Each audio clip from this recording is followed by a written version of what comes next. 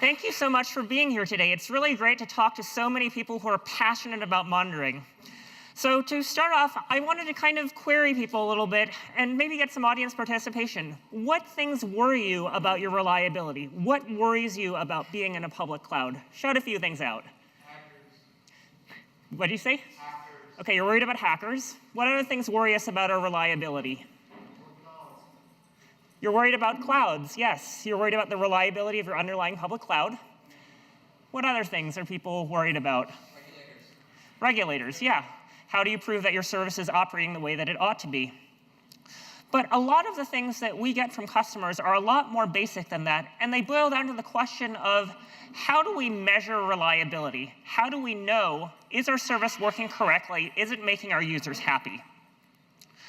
So we've been struggling with these things for a while at Google, and the approach that we came up with is called site reliability engineering.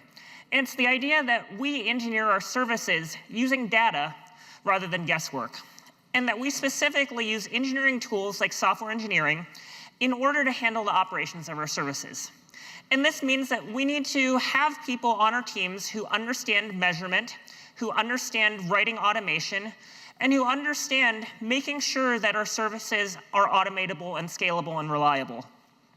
And not only that, but that we're designing things to be architected correctly from the start rather than bolting on reliability after the fact.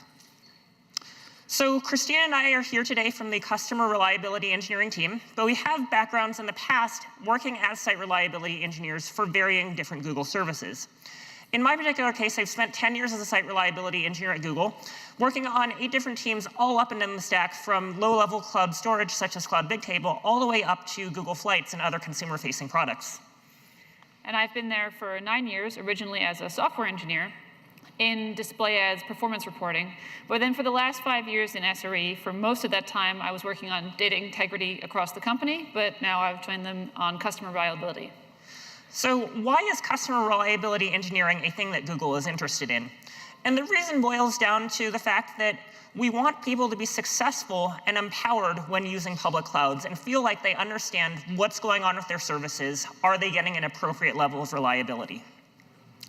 So today we're going to help perhaps assuage some of those fears by talking through 4 different things. First of all, we're going to tell you what a service level objective is. Second, we're going to tell you how to define effective service level objectives that measure whether your users are happy. Third, we'll talk about how you actually enforce service level objectives and actually make it a working control loop. And then finally, we'll talk about how you can use error budgets and SLOs not just as a punitive measure, but instead as a way to empower your product developers to move as fast as possible. So Kristina, what's a service level objective? Service level objective is a performance target for our service, and it's the baseline for bounding an error budget. The key realization that Ben Traynor-Sloss, the founder of SRE at Google, had was that 100% is the wrong reliability target for pretty much everything. Why? Because increases in reliability are going to cost exponentially more as you attempt to approach 100%. And those costs and resource expenditures are going to slow you down and monopolize your resources. And what are you getting for it but diminishing returns for your users? And this is where error budgets come from. These familiar numbers help us describe the consequences of setting different availability levels. For example, for 3 nines, or 99.9%, that's going to allow us 43 minutes of downtime per month.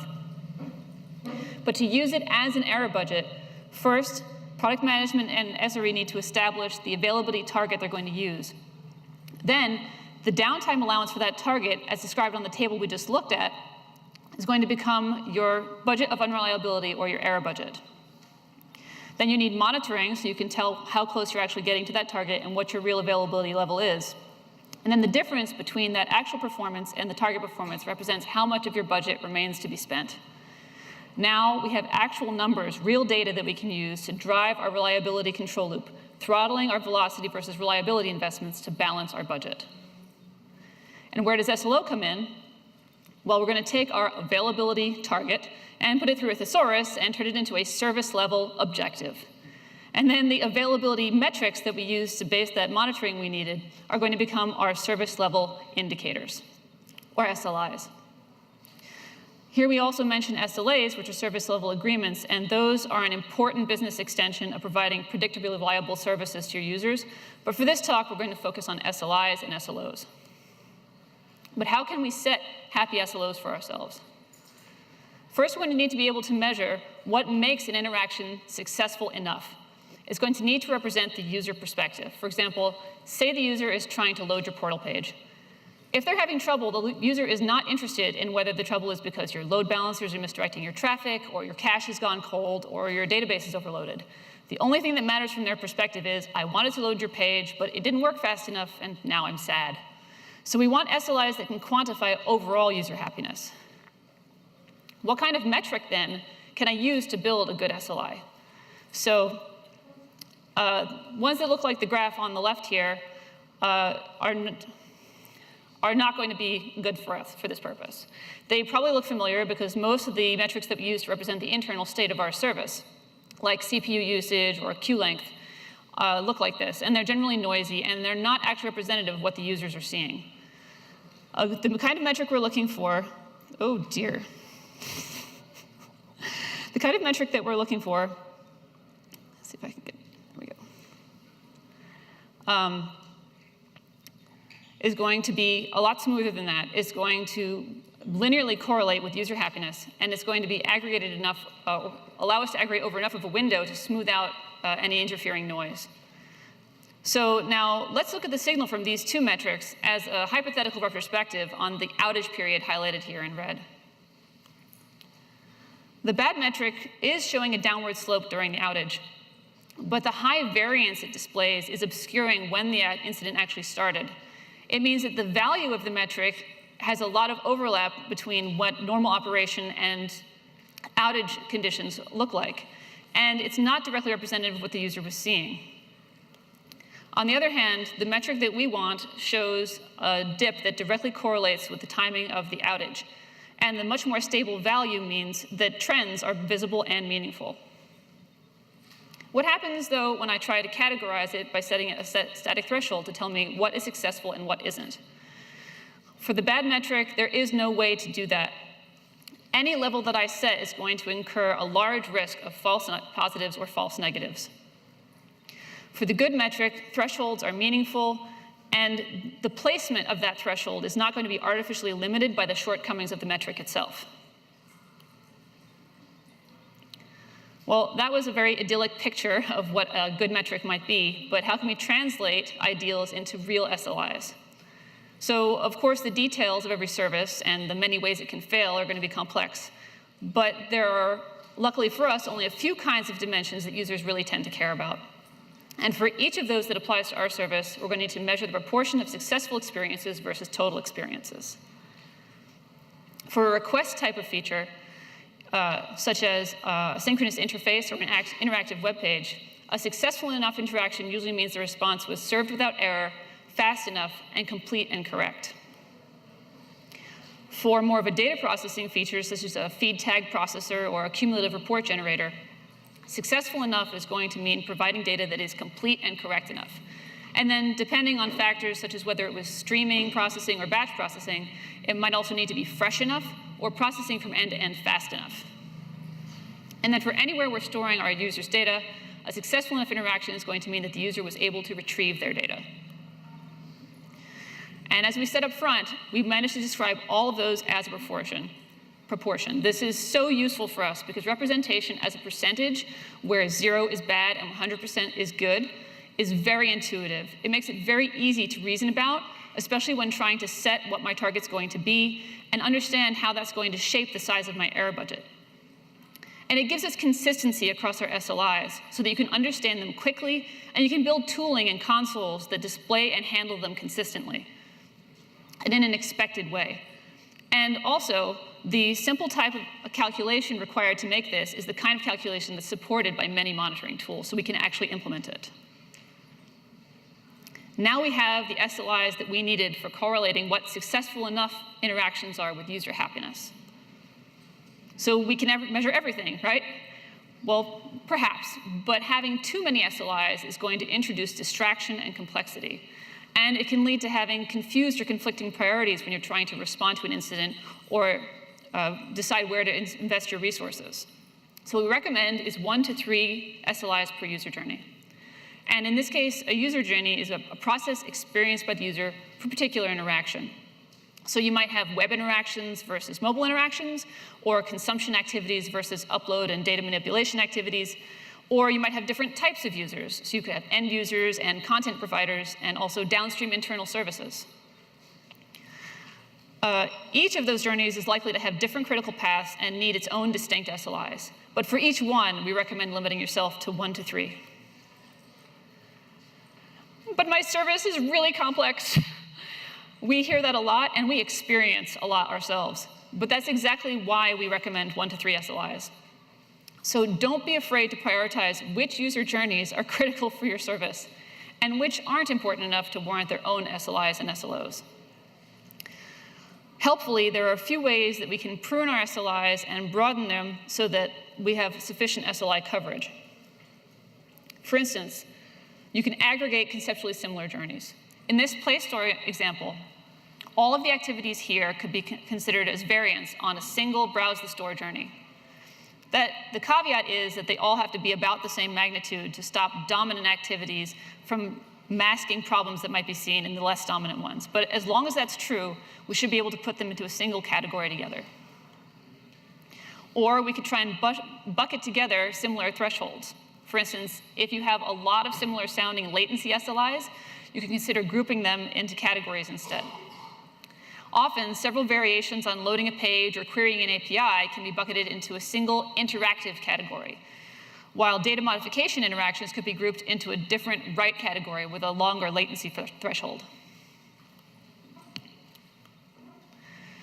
When we specify our SLIs, we strongly recommend distinguishing between the specification form and the implementation. The specification is a simple statement of what interaction you were trying to measure. For instance, the profile page should load successfully. And these broad statements are useful for maintaining clarity and focus of intent, but they leave a lot of ambiguity as to how we're going to define and measure this.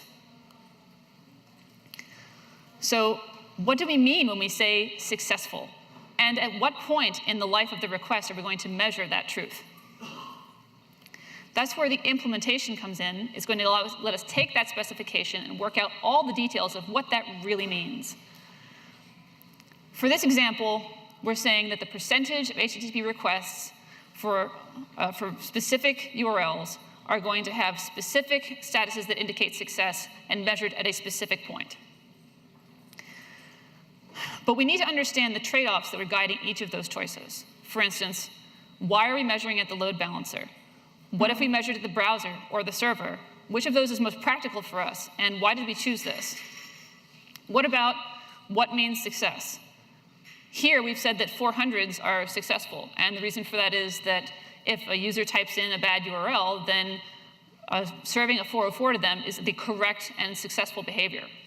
But there are other kinds of service behaviors where that might be considered a problematic error that you want to track, and so you'd have to be careful when you decide what means success. In our latency example here, we've chosen 1 second as the response limit. Why? Do we know what makes that good or bad? Is that the right limit? And what about using a prober? Is that the right thing to do, or do we need to use some kind of sampling on actual user traffic? Each of those choices is going to shape the efficacy and complexity of your SLI. And with so many trade-offs to consider, it's easy to get mired in the details. But the specification helps remind us of what we were originally trying to measure, and that's why we make sure to keep that separate and maintained. So now we've got some good SLIs, but now we need to figure out how to draw the line that represents user happiness. Our SLOs are going to need a target and a measurement window. For example, for this availability SLI, an example SLO you might place would be that looking back over the past 30 days, 99.9% of requests must have been successful. Well, how do we choose that 99.9%? We're going to need to set targets that the users and therefore the business actually need. We need to make sure our proportion of successful interactions is high enough that our users won't be leaving us in high numbers. On the other hand, making the service too reliable will tie up too many of our resources, providing reliability that isn't actually adding additional value. So setting that initial SLO may seem intimidating, but the target you choose at first does not need, and in fact should not be considered set in stone. The user expectations are going to be strongly tied to your past performance. So we recommend looking back at your service's historical performance and basing your initial target on that data. After you have some experience with your SLO, or perhaps have had time to run a deeper business analysis, you may find that your ideal SLO is actually higher or lower than your current performance level. In that case, your current target, it becomes your achievable SLO, whereas your ideal target is your aspirational SLO. If the aspirational SLO is currently out of reach, you're going to need a technical plan for how you're going to reach that goal eventually. On the other hand, if you're actually offering a higher level of reliability than your aspirational SLO, you'll need a plan to gently transition from your current level of service to your ideal level to avoid shocking your users. So eventually those plans should allow you to merge the aspirational and the aspirational and achievable SLOs. But your service and your business are going to continue to evolve. So you're going to need to revisit that aspirational SLO at least annually to adjust it to match your current status. But Liz, how can we enforce those SLOs? That's a really great question. So I think that it's really important to think about what is the contextual performance and relate it back to the SLO. So for instance, if I were to ask the question of, is it okay to serve 30 minutes of 100% errors? Or is it okay to serve 1% errors for 5 days? Well, that depends upon my error budget and how much of it remains to be spent. Let's take this set of graphs, which represent in varying ways our error budget and our actual performance, to give you an idea of how we might think through these questions. So these graphs represent the same set of days, the same set of 30 days, and in it shows two different events that happened. In one event, we had a significant outage where on that individual day, we were only available something like 99% of the time, when our target goal is to be at about 3.5 nines. The other outage that you can see, that's in the lower right-hand corner, is a long-term degradation where we were supposed to achieve 3.5 nines, but we were only achieving roughly 3 nines in that interval, and we were slowly burning through our error budget over the course of multiple days and weeks until we could resolve the problem. If you take a binary view of it and look in the lower left-hand corner, it looks like on paper the slow burn was significantly worse than the short burst of outage. And that may not actually be true when you actually look at the numbers. So we wind up instead doing a burn down analysis. So we wind up doing an integration over time to figure out at any given moment, over the past 30 days, what was the average performance up to that point. And we can see from that large outage that we had a major set of errors that resulted in us burning through our error budget. However, you can see that even after we recovered from that, the slow burn prevented us from regaining that error budget back. Because even if events were rolling off the end of the error budget, that we were spending our error budget faster than we were recovering it. So this kind of a burn down chart can really help you visualize how much of your error budget is left, how long is it going to be until we're back on track, and give you kind of that integration over time that the SLO window requires us to do. So as you can see, when we have these kinds of events, quantifying it in terms of numerical impact can really help us make these decisions about what is important to our service and not. And this relates to the phenomenon of slow burn versus fast burn. The idea of a fast burn event is that we're consuming the effective equivalent of weeks of our error budget in a matter of hours. Whereas in a slow burn event, we have the long-term rate of burn being too high, that we're consistently performing slightly below the performance that we expect from our service. How should we react to these two different scenarios? For a fast burn situation, it's important to be very responsive, because if you have overspent your error budget very rapidly and that pattern continues, you're going to wind up blowing your entire error budget before your responders can actually do something about it. However, the slow burn scenario is a lot more tricky to think about. Why? It's because of the fact that you need time to evaluate whether something that is slightly below the level of performance that you expect is actually a real problem or whether it's statistical noise. The other facet of this relates to the urgency, that because it takes weeks to measure or days to measure, it might be okay to wait for a weekday for someone to respond, file a P1 JIRA ticket, right? Instead of having to wake someone up because of the fact that it would be okay for it to persist another day or two, but it's probably not okay to let that behavior continue for multiple months. So how does this actually translate into setting numerical thresholds for our pages? So this first graph that I'm showing you is how we think about fast burn alerting. The idea that we do this integration over time to look at how much of our error budget did we spend in the past hour, for instance. And if we wind up spending 7 times the error budget, anywhere between like 5 times, 10 times, 20 times, right, the amount of error budget spend you expect, you need to know right away so that you can start mitigating the problem. And that's sufficiently high of a threshold that random noise is unlikely to trigger that condition. On the flip side, though, for a slow burn alert, you need to gather data over multiple days in order to find things that are, say, 5% worse than you expect them to be, in order to get a clear view of whether or not you're going to meet your targets at the end of the month.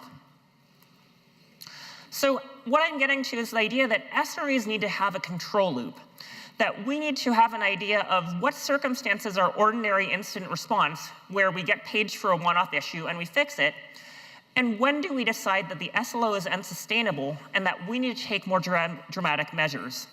So the key to all of this is communicating with all of the relevant stakeholders.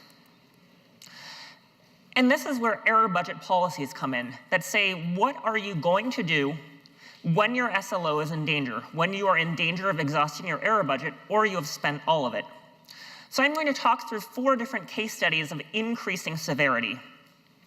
In the first case, this is kind of operations as normal, that we have a situation where we have a 99.9% SLO, and it says that it needs to be on a rolling 30-day basis. So let's suppose that we push a new release, and it reaches 50% of the fleet before we discover that it has been serving bad queries to all the users that are on that release. So that effectively is equivalent to 30 bad minutes of 100% outage. Is that okay or not? Well, let's go back and review the math. So as Kristina helpfully demonstrated earlier in the presentation, if I go from 99.9% and go across to 30 days, it'll helpfully say that there are 43.2 bad minutes that I'm allowed of 100% outage. Or potentially, if I were to have brownouts, that window could be longer, but it's easiest to think about your error budget in terms of the minutes of 100% outage when you're converting things. So in this scenario, what do I have? I have spent 30 minutes of my error budget. There are 13 minutes left for the entire rest of the month. That's probably fine, right? As long as I'm cautious, so I might want to do things like implement automatic rollbacks to catch issues earlier, or to canary deploy things at less than 50% for a while before I declare that everything is good and we should push it out to everywhere. But let's say that it happens again, that this one-time bad push happens again. The good news is we implemented longer canaries, so the outage was caught when it was 20% rolled out to the fleet. So we incurred 12 bad minutes. Now what is going to happen? What should the SREs and product developers do? There are a few things that we need to do now that we've spent almost all of the error budget. The first thing of which is we need to understand what happened, that it can't just be the on-call person investigating, but instead that we need a multidisciplinary team of SREs and product developers to implement more safeguards. We also need to pause doing feature releases and eliminating other sources of risk in order to make sure that we don't exceed our error budget and make our users unhappy until the 30-minute spend that we incurred earlier rolls off the tail of the 30-day budget. And we also can prioritize deploying a fix even if we have frozen doing feature releases in order to make sure that we're mitigating the risk going forward. But let's suppose that we have a chronic string of issues, and it's happening now not because of pushes, but instead because our application has hit some kind of fundamental scaling limit. Like for instance, if we had a singular dependency on a MySQL database, and we stopped being able to grow that VM, or that started becoming lock contended, and more user queries are timing out and failing. So our SLO says 99.9% of journeys need to be happy, but that now we're failing 0.2% of our journeys. So there's nothing to roll back. What do we do? In this case, we need to start realigning the team's priorities.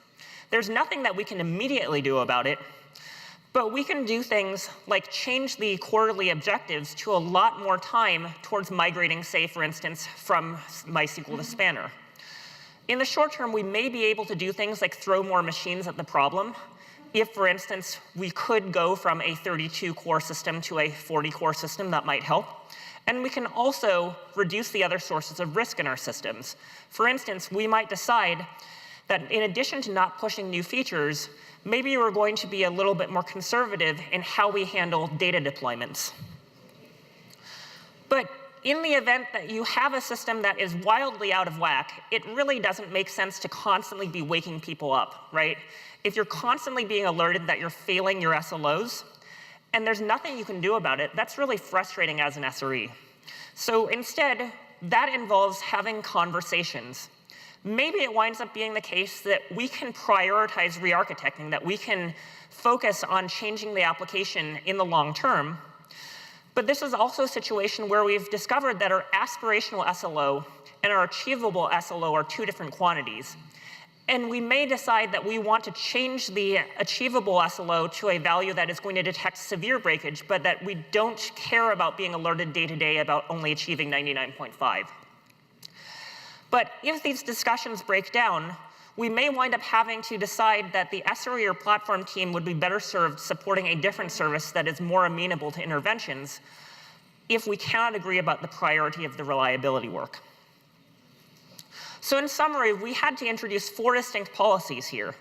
We need to say that if the SLO is endangered, that we're going to have slow burn and fast burn alerts that let us know, and that the on-call's job is to mitigate. That if the SLO actually winds up being violated or nearly violated over this rolling 30-day window, that we need to deploy a team of people that's interdisciplinary to look at the problem and make sure that it is thoroughly fixed. But that if there are repeated violations, that it requires follow-up, that it requires reprioritization of the team's goals, and that if there are chronic violations, that we may need to change our service level objectives or negotiate about dropping the service. So I've talked kind of about the stick aspect of error budgets, but I want to talk about the carrot as well. Kind of how do we use error budgets as a tool to help product development teams move faster? And I think that the best illustration of this is by using that kind of left to right view of left being less reliable to the right being more reliable, and kind of constructively building up what does reliability look like. So we can kind of think about our services as being constructed from a bunch of components, right? Like we build our services targeting a certain level of reliability, and then we improve them over time to be even more reliable.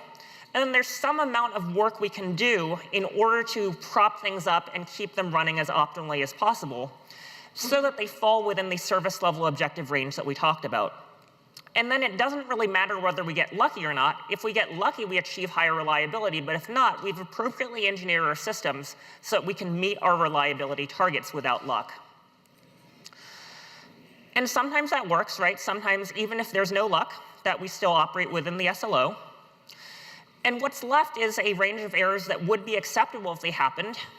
But if not, we can do cool things like experiment, right? Like we can push releases out more often. We can run A/B tests.